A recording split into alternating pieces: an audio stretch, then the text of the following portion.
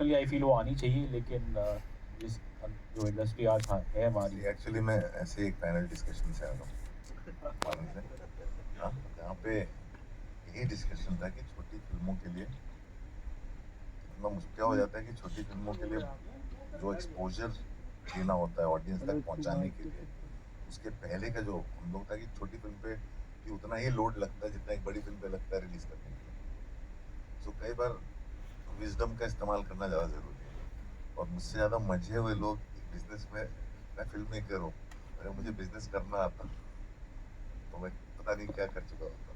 But जो माहिर लोग हैं वो डिसाइड करते हैं, उनको पता है, बिकॉज उनको जो उन्होंने तो सोनी जी ने बड़े प्यार से बहुत अच्छी बात की, जो 2 टियर 3 टियर सिटी में जो असली ऑडियंस बैठी है इस फिल्म की, जो समझती है अनुकंपा स्कीम, मुझे तो लगता है, हालांकि जो शहर में पैदा हुआ उनको तो समझ में भी नहीं आती है। तो जो 2 टियर 3 टियर सिटीज की जो ऑडियंस है, जो इस फिल्म को समझती होगी, वहाँ पे सबसे ज़्यादा रिच किसका है। एंड ऑफ द डे आपके सामने जब फिल्म बनाते हो तो दो चीज़ें होती हैं, एक तो फिल्म का लॉस नहीं होना चाहिए, करेक्ट, दूसरा फिल्म उस तक पहुंचनी चाहिए जितना ज़्यादा पहुंच सके, वो किस माध्यम से उतना ज़्यादा पहुंच पाए, वो ज़रूरी है।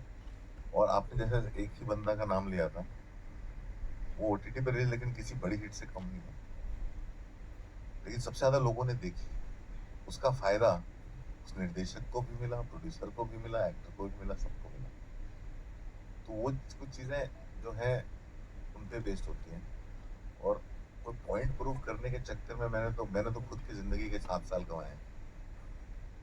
वो पॉइंट प्रूव करना एक बहुत बड़ी बेवकूफ़ी होती है कि हम करके दिखाते हैं, बट आई थिंक थोड़ा विजडम चाहिए होता है। जो लोगों ने डिसाइड किया वो बेहतर आपको बता पाएंगे, आप उनसे पूछिए।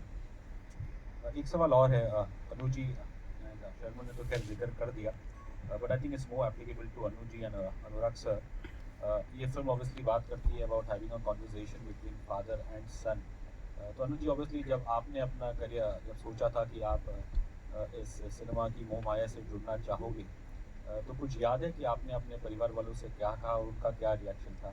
सेम क्वेश्चन अगर अनुराग जी भी आंसर करना चाहे तो वेलकम। आंसर है, मेरे पिताजी तो बहुत डिसअपॉइंटेड थे। वो तो बोल रहे थे कि IAS बनेगा, और फिर उन्होंने कहा था एक बार दूंगा, जितने पैसे लेने चले जाओ। मैंने बहुत ज्यादा पैसे हो गए, 5,000 मांग लिए थे, पता चला यार बहुत नहीं। आप अपना अनुभव बताइए। Me, हाँ, incidentally, ironically, मेरा कोई इंटेंशन नहीं था एक्टिंग या कला से जुड़ने का। उसके पीछे रीज़न ये था कि मेरे बाबूजी की एक नाटक नौटंकी कंपनी थी, जिसकी वजह से हमारे परिवार को बहुत ही सामाजिक प्रताड़ना से गुजरना पड़ा, जिसको सोशल ऑस्ट्रासाइजेशन बोलते हैं। सो माताजी कभी नहीं चाहती थी कि उनके कोई भी बच्चा या वो ये चाहती थी कि उनका बच्चा, 3 भाई हैं 1 बहन है, कोई रिस्पेक्टेबल प्रोफेशन में डॉक्टरी करें, इंजीनियर बने, आर्किटेक्ट बने, ऐसा जो समाज में जिसको रिस्पेक्ट दिया जाए।